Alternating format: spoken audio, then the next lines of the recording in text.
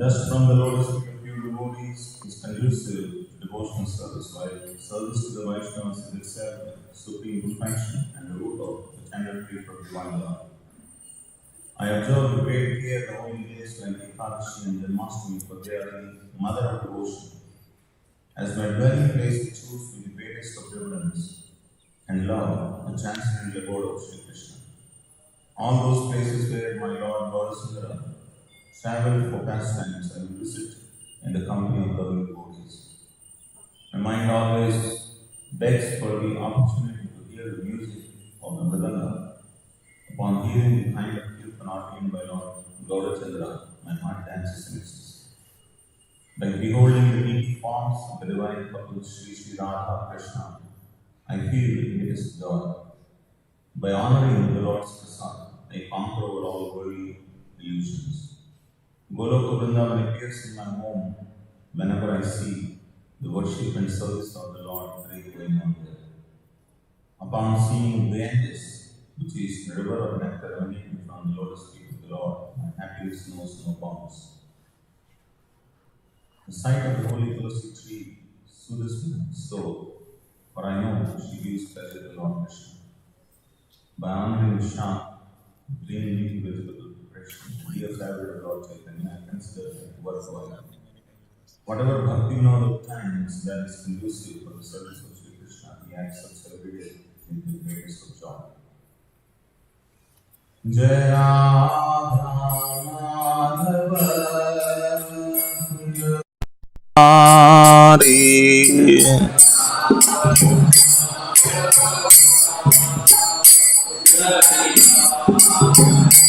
Jaya Radha Madhava Kunja Vihari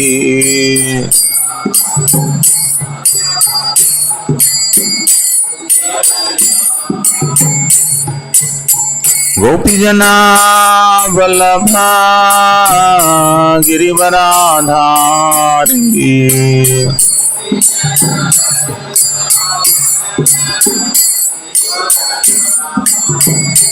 Jai Gopijana Vallabha Girivaradhari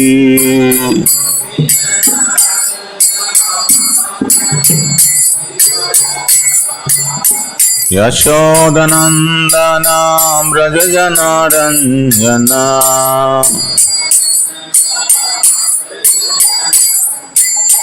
Yashodanandana Brajajana Ranjana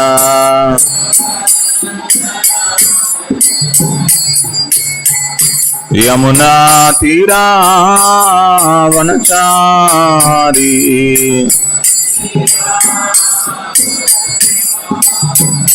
Yamuna Tira Vanachari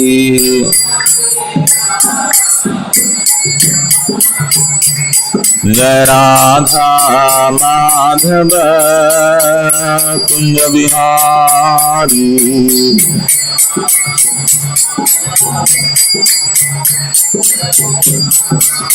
Jaya Radha Madhava Kunja Vihari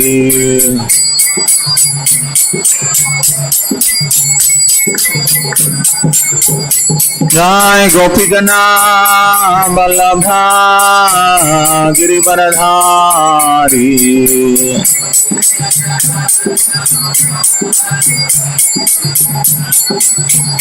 Jai Gopijana Vallabha Girivaradhari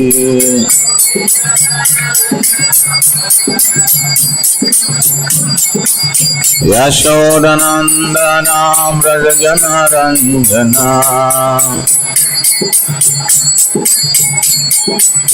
Yashodanandana Vrajajana Ranjana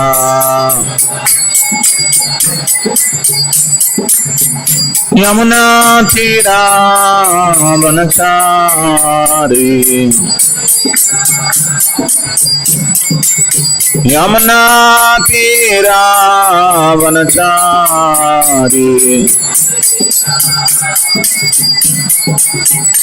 Jaya Radha Madhava Kunja Bihari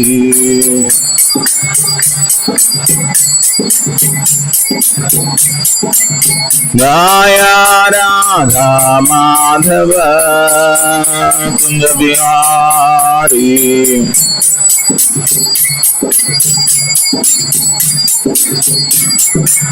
Hare Krishna Hare Krishna Krishna Krishna Hare Hare Hare Rama Hare Rama Rama Rama Hare Hare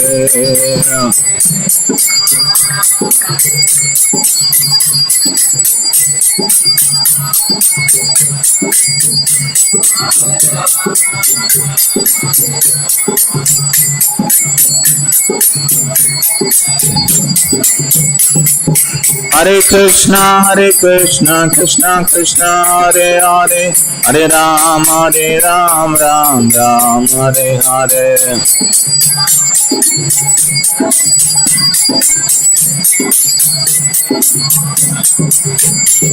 Hare Krishna Krishna Krishna Hare Hare Hare Rama Rama Rama Hare Hare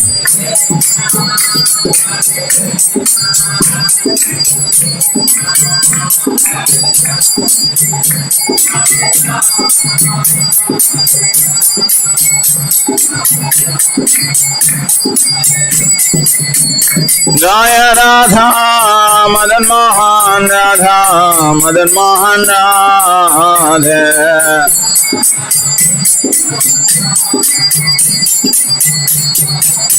Jai Gauranitai Gauranitai Gauranitai Jai Gauranitai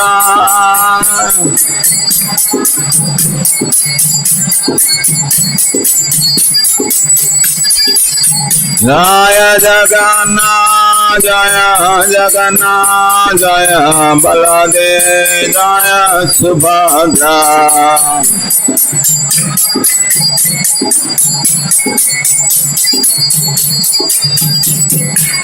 Jai Jai Prabhupada Prabhupada Prabhupada Prabhupada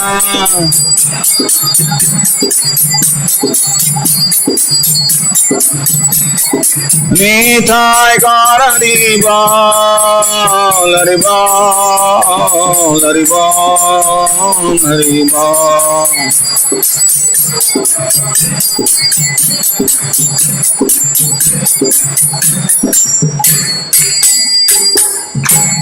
Jai Vishnupada Paramahamsa Parivrajakacharin Stottra Sata Shri Srimati Divine Grace Labhaya Chararavinda Bhakti Vedanta Swami Srila Prabhupada Ki Jai Jai Vishnupada Paramahamsa Parivrajakacharin Stottra Sata Shri Srimati Divine Grace Bhakti Siddhanta Saraswati Goswami Srila Prabhupada Ki Jai Ananta Koti Vaishnava Vrinda Ki Jai Namacharya Shri Haridas Thakur Ki Jai प्रेम से कहो श्री कृष्ण चैतन्य प्रभु नित्यानंद श्री अद्वैत गदाधर श्रीवासादि गौर भक्त वृंद की। श्री श्री राधा कृष्ण गोप गोपीनाथ श्याम कुंड राधा कुंड गिरि गोवर्धन की जाय। ब्रजभूमि श्री वृंदावन धाम की जाय। नवद्वीप श्री मायापुर धाम की जाय। पुरुषोत्तम क्षेत्र श्री जगन्नाथपुरी धाम की जाय। गंगा माँ यमुना माँ की जाय। वृंद देवी तुलसी महारानी की जाय। श्री हरि नाम संकीर्तन की जाय। Srila Prabhupada transcendental book distribution की जाय। The most merciful lordship Shri Shri Radha Madan Mohan ji की जाय। श्री श्री गौनिताय की जाय। श्री श्री जगन्नाथ बलदेव सुभद्र महारानी की जाय। सामवेद गौर भक्त वृंद की जाय। निताय गौर प्रेमानंदे हरि हरि बोल। All glories to the assembled bodies, all glories to the assembled bodies, all glories to the assembled devotees, all glories, all glories, all glories to Sri Guru Gauranga, all glories to Srila Prabhupada की जाय। ओम नमो भगवते वासुदेवाय। ओम नमो भगवते वासुदेवाय। ओम नमो भगवते वासुदेवाय। नारायणं नमस्कृत्यं नरं चैव नरोत्तमं देवीं सरस्वतीं व्यासं ततो जयमुदीरये। नष्टप्रायेषु अभद्रेषु नित्यं भागवत सेवया भगवतीरुत्तमश्लोके भक्तिर्भवति नैष्टिकी। So we are reading from Srila Prabhupada Lilamrita, chapter entitled It Will Not Be Possible to Assist You.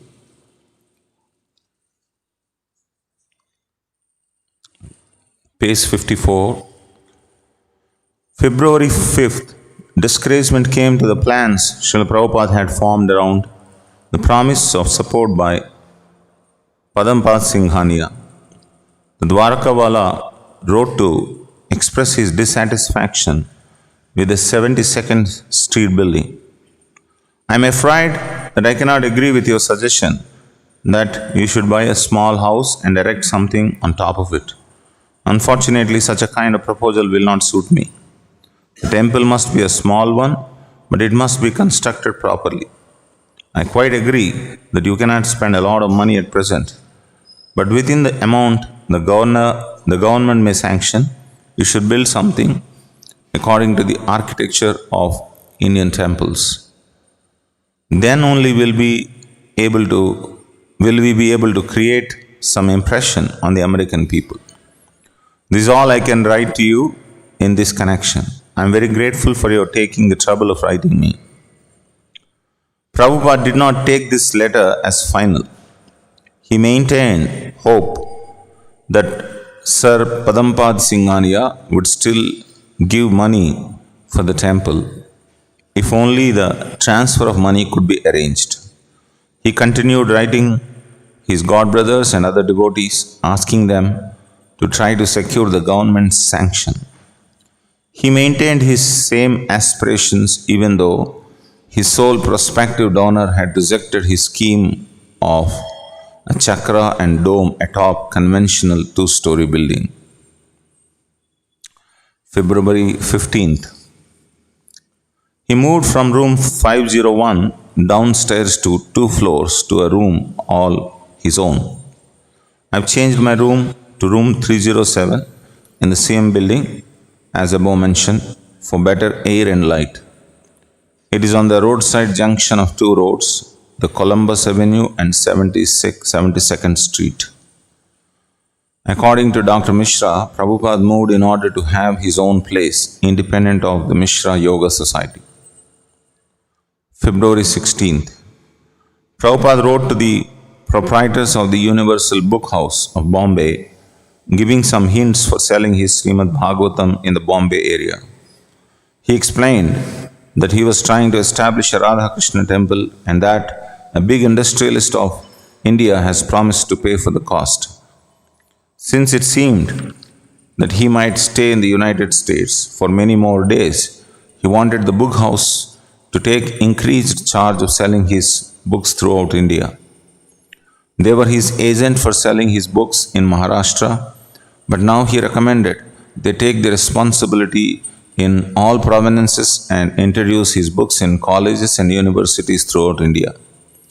He also requested that they credit his bank account there for the books sold so far. February 26th, Mr. A.P.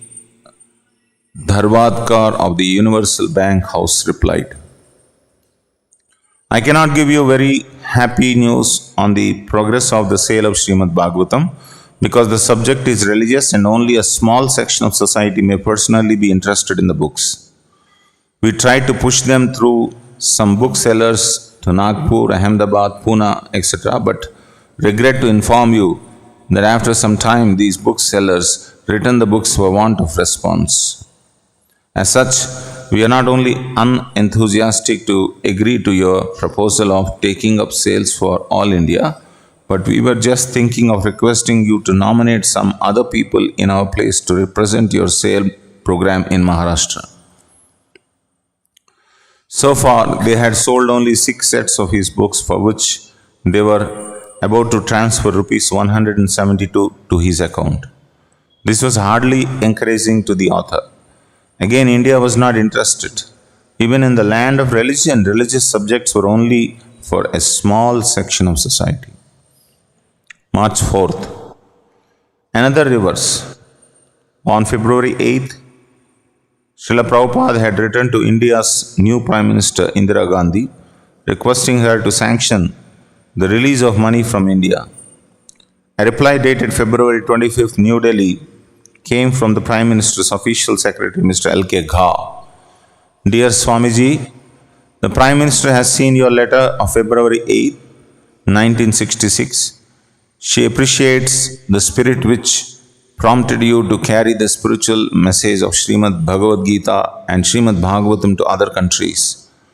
Owing to the critical foreign exchange situation which the country is facing, it is greatly regretted that it will not be possible to assist you from here in your plan to set up a Radha Krishna temple.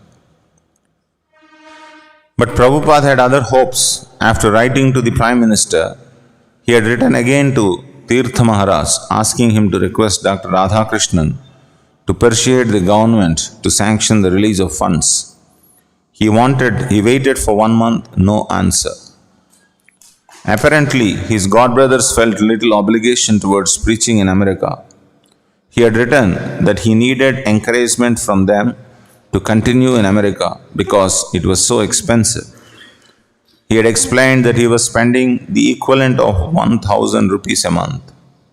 As such, I am counting every day to receive your favorable replies. But there was no reply. March 18th.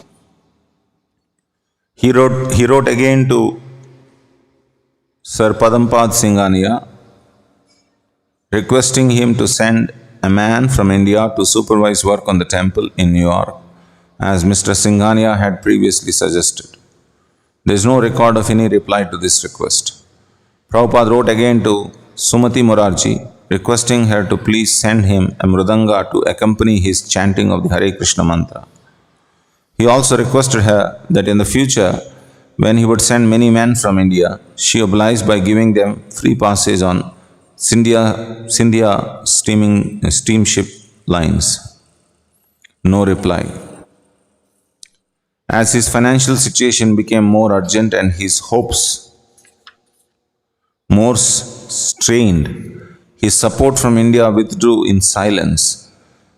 His unanswered correspondence was itself a kind of message, loud and clear.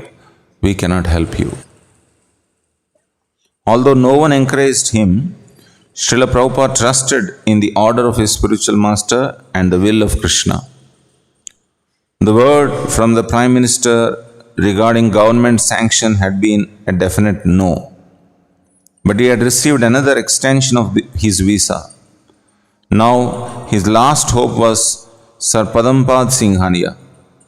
Prabhupada knew that he was so influential a man in India that if he wanted, he could send the money. He was Prabhupada's final hope. April 2nd, Mr. Singhania did not reply personally. He had his secretary, Mr. Ishwari Iyer, write to Prabhupada, thoroughly discouraging his last hopes for purchasing a building in New York. I regret to write that Sir Padampadji is not interested in the scheme of building a Radha Krishna temple in New York at present. In regard to the inquiry contained in the last paragraph of your letter, Sir Padampadji duly received your books of Srimad Bhagavatam from your Delhi office, yours faithfully. Seeing him from a distance, a tiny figure walking Manhattan streets and avenues among many other tiny figures, a foreigner whose visa had almost run out, we come upon only the external appearance of Srila Prabhupada. These days of struggle were real enough and very difficult. But his transcendental consciousness was always predominant. He was not living in Manhattan consciousness, but was absorbed in the dependence upon Krishna. Just as when on the Jaladuta he had suffered his heart attacks, his reading of Chaitanya Charitamrita had supplied him the nectarian of life. He had already succeeded. Certainly he wanted to provide Radha and Krishna a temple in New York, but his success was that he was remembering Krishna even in New York City in the winter of 1965-66. Whether the world recognized him or not a day went by when he did not work on Krishna's book, Srimad Bhagavatam. And not a day went by when he did not offer food to Krishna and speak on Krishna's philosophy of Bhagavad Gita. Lord Krishna says in Bhagavad Gita, "For one who sees me everywhere and sees everything in me, I am never lost to them, and he is never lost to me."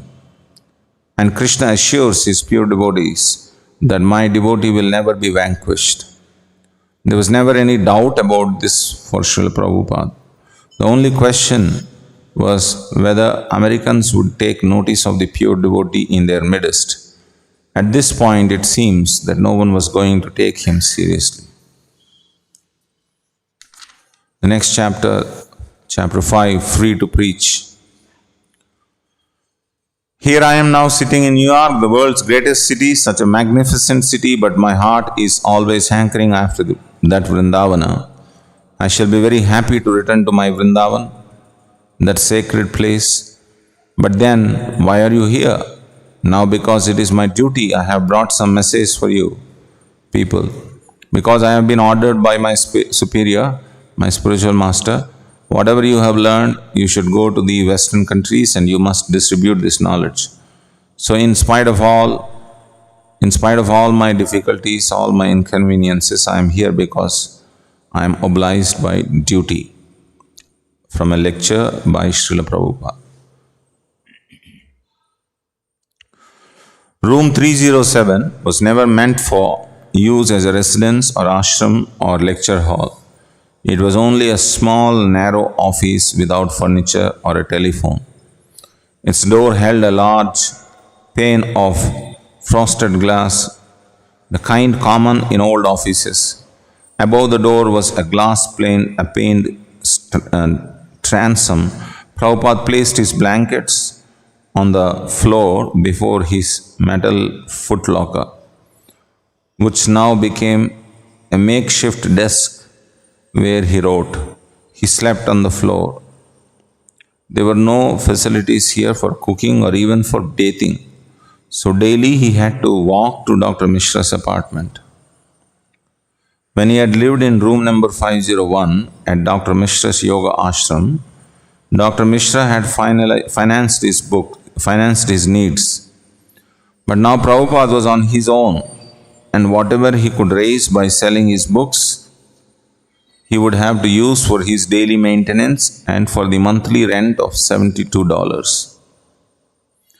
He noted that for a little powdered chili, the West End superette charged 25 cents, 10 times what he would have paid in India. He had no guaranteed income. His expenses had increased, and his physical comforts had reduced. But at least he had his own place. Now he was free to preach as he liked. He had come to America to speak about Krishna, and even from the beginning he had found the opportunity to do so. Whether an informal get-together in the Agarwal's living room or before a formal gathering at the Butler Lions Club, Dr. Norman Brown's Sanskrit class, Dr. Mishra's Yoga Society, or the Tagore Society.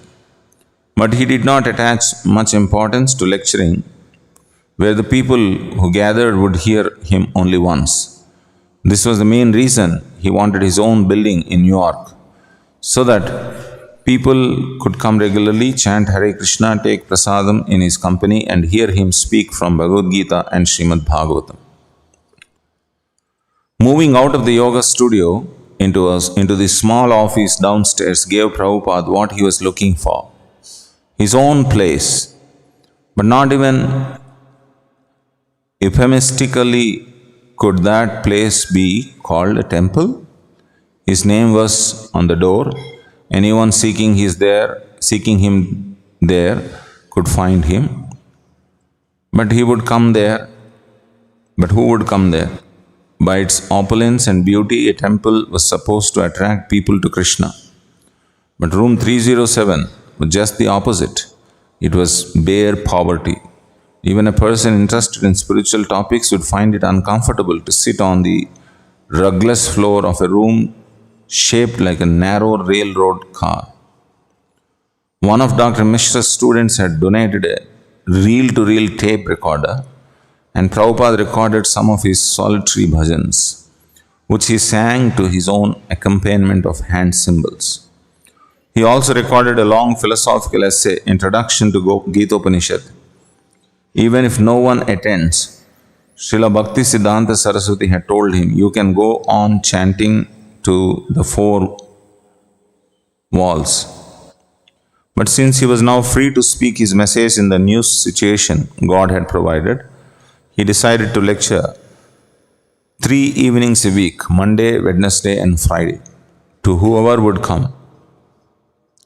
His first audiences consisted mainly of people who had heard about him or met him at Dr. Mishra's yoga studio. And despite the poverty of his room, the meetings became a source of new life for him. March 18th, he expressed his optimism in a letter to Sumati Morachi. I was very much encouraged when you wrote to say, I feel that you should stay there until you fully recover from your illness and return only after you have completed your mission. I think these lines dictated by you are the words of Lord Balakrishna expressed through your goodness. You will be pleased to know that I have improved my health back to normal and my missionary work is nicely progressing. I hope my project to start a temple of Sri Sri Radha Krishna will also be realized by the grace of the Lord. Since I came to New York from Butler, Pennsylvania, I have rented the above room at $70 per month and am delivering lectures on the Bhagavad Gita and Srimad Bhagavatam accompanied by Sankirtan, and the American ladies and gentlemen come to hear me. You will be surprised to know that they do not understand the language of Sankirtan, yet they hear with attention. The movement which I have started here is completely new to them, because the Americans are generally acquainted with the Indian yoga gymnastics as performed by some Indian yogis here. They have never heard of the bhakti cult of the Signs of Krishna before, and still they are hearing me. This is a great success for me. Outside the closed windows of room 307, the late winter night has fallen. Prabhupada's words were punctuated with the muted sounds of car horns and occasional sirens from the street, and sometimes by the startling chords of a lonely foghorn of the Hudson. Although bare, the room is warm. Prabhupada is speaking on the 2nd chapter of Bhagavad Gita. Now Arjuna is perplexed. He is perplexed about whether to fight or not to fight. After seeing in front of him his relatives with whom he was to fight, he was perplexed, and there was some argument with Krishna. Now here is a point. Krishna is the Supreme Personality of Godhead. Prabhupada's voice is earnest, persuading. Sometimes his speech becomes high-pitched and breaks with urgency. His cultured British diction bears a heavy Bengali accent. Suddenly he pauses in his lecture and addresses someone in the room. Prabhupada, what is that? Man, what? Prabhupada, what is this book? Man, well, this is a translation of the Bhagavad Gita. Prabhupada is obviously displeased that while he is speaking, someone is looking through a book. This is hardly like the respect offered to learned speakers described in the Srimad Bhagavatam. Prabhupada, well, no, you can hear me. Man, I am hearing. Prabhupada, yes, don't turn your attention, just hear me. He is taking the role of a teacher, correcting his student. Of course, there is no compelling reason why any of his casual guests should feel obliged to obey him. He simply begs for their attention and yet demands it, just hear me, as he attempts to convince them of Krishna consciousness. You have heard that one must accept the spiritual master after careful examination, just as one selects a bride or a bridegroom after careful examination. In India, they are very careful because the marriage of boys and girls takes place under the guidance of the parents, so the parents very carefully see to it. Similarly, one has to accept the spiritual master. It is necessary according to Vedic injunctions, everyone should have a spiritual master. Perhaps you have seen a sacred thread? We have got a sacred thread. Mr. Cohen, you have seen sacred thread? Prabhupada pauses. His audience has not noted the thin white cords he wears beneath his shirt across the upper part of his body. For thousands of years, Brahmanas in India have worn such threads, placed diagonally across the torso, looped over the left shoulder and down to the right waist. A Brahmana holds his thread in his right hand while chanting the sacred Gayatri mantra 3 times a day. But this is all strange indeed to Americans. Prabhupada himself is exotic to them. His grey chadar wrapped around his shoulders, he sits cross-legged and erect on a thin pillow, and they sit facing him on the other side of his trunk, which now serves as a desk and lectern. They are close together in the narrowness of the room. He is frail and small and foreign to them, yet somehow he is completely assured in a way that has nothing to do with being a foreigner in New York. Visitors sense his strong presence. 2 white lines of clay run neatly vertical on his forehead. 2 white lines of clay run neatly vertical on his forehead. His pale peach clothes are gathered in loose folds around his body. He pauses only a few seconds to inquire whether they have seen a sacred thread. That sacred thread is a sign that a person has spiritual master.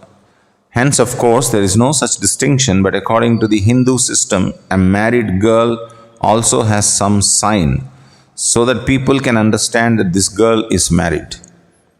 She wears a red mark so that others may know that she is married. And according to the division in the hair, what is this line called? Man, part. Prabhupada, man. Prabhupada, man, part. Prabhupada, what is the spelling? Man, P-A-R-T. Prabhupada, part. This parting also has some meaning. They know English and he knows the Gita, but he knows a good deal of English, whereas they know practically nothing of the Gita, which he has to spoon feed to them, but occasionally asks their help in English vocabulary. When the part is in the middle, then the girl has her husband, and she is coming from a respectable family. And if that part is here, then she is a prostitute. With a slight gesture, he raises his hand towards, but never really reaching his head.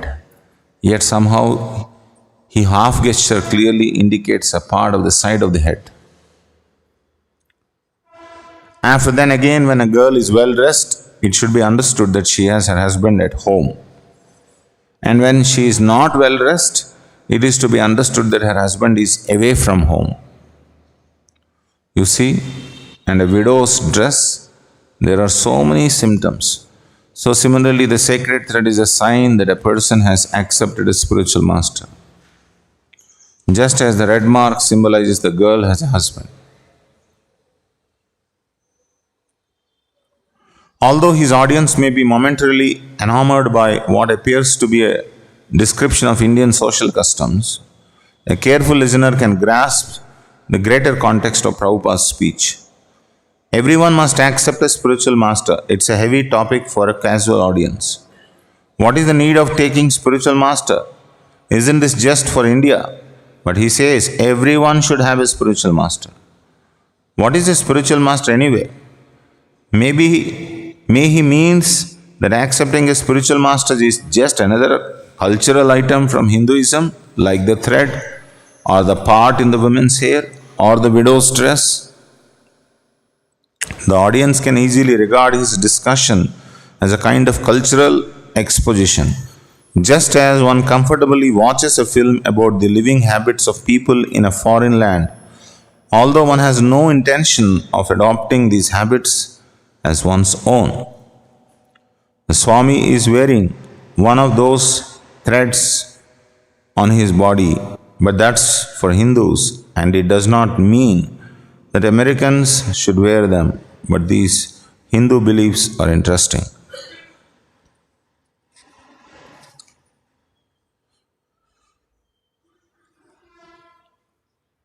Just one or two sentences of my comment on what we read so far. If you want to see the character of a pure devotee, that is very precisely comes out when he is going through difficulties. The difficulties that what Srila Prabhupada had gone through,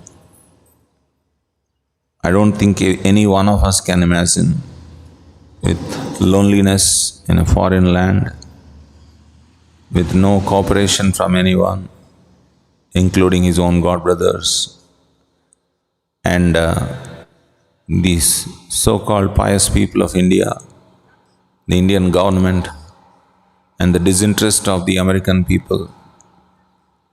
All this did not make him hopeless. His hope was coming from his faith in the order of his spiritual master. Bhakti is essentially faith. A faithless person, no matter whatever he does externally, that has no meaning whatsoever. On the other hand, with great struggle, if one tries to follow the spiritual master's instructions, in spite of not being able to fully execute them, Krishna becomes very pleased with such an endeavor. And that is essentially bhakti is. So, as Srila Prabhupada was talking to these audiences, who are just casual visitors, the first thing is to accept the shelter of a bona fide spiritual master. There is no spiritual life without accepting the authority. Most of us accept authority in namesake only. For us, authority is a stamp which gives authenticity to whatever we do. But authority means one who should be accepted as the representative of the Lord and whose instructions are life and soul. So we can see that Srila Prabhupada had accepted the instructions of his spiritual master as life and soul, with all the difficult things that he is going through. 1,000 rupees in India at that time, 1966, is not an ordinary amount of money. So he's saying my expenditure in such a small room in America is equivalent to 1,000 rupees in India. So you can only imagine how costly this place is, and he has no donors as such. All that he has money is whenever his books are sold. So the character of a person, a pure devotee, will come when he goes through difficult times. The complacency will come when we are in a comfortable position. So the spiritual master always puts his disciples in some kind of challenging situation so that his good character, his real qualities will come. So in the same way, unless we accept challenges on behalf of the spiritual master, these are not assumed challenges. The assumed challenges are very dangerous because we are not so pure, we are not so realized to anticipate the difficulties that may come when we assume certain challenges. Mostly we assume challenges so that we can later become a hero in the eyes of others. But these challenges have to be given by the spiritual master, and one must have full faith in the challenges given by the spiritual master, then advancement actually comes automatically. The spiritual advancement is tantamount to developing of transcendental qualities. So that's what we can see in the life of Srila Prabhupada. Every moment he exhibits this transcendental quality, transcendental enthusiasm, as Rupa Goswami says, Utsaha Nishayat Dhairyat Tat Karma Pravartanat Sangatyagat Sato Vrittet Sadbir Bhaktir Prasidhyati. A 70-year-old gentleman with such enthusiasm, with such hope, because he feels that his spiritual master's instructions will not go in vain, has created this huge movement and change in this world. One man has such faith, immense faith, and that's what Srila Prabhupada mentioned, that if one person from India can do this much, and if every Indian takes the instruction of Lord Sri Chaitanya Mahaprabhu very seriously, Bharata Bhumile Manusya Janma Hoil Yar, Janma Sardhaka Kure Kuru Parovakar. If everyone takes it seriously, you can only imagine how much can be done to this world. That was his spirit. So his spirit of accepting Lord Chaitanya's prediction and accepting his spiritual master's instructions have resulted in such a great, powerful movement, which the world has never seen, the change that this movement has brought about. So by careful observation, by very humbly approaching the life of such a great Acharya like Srila Prabhupada, we get immensely benefited.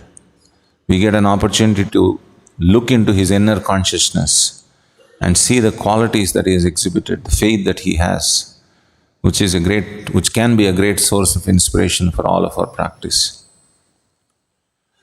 So these are the few words that I would like to say on the reading.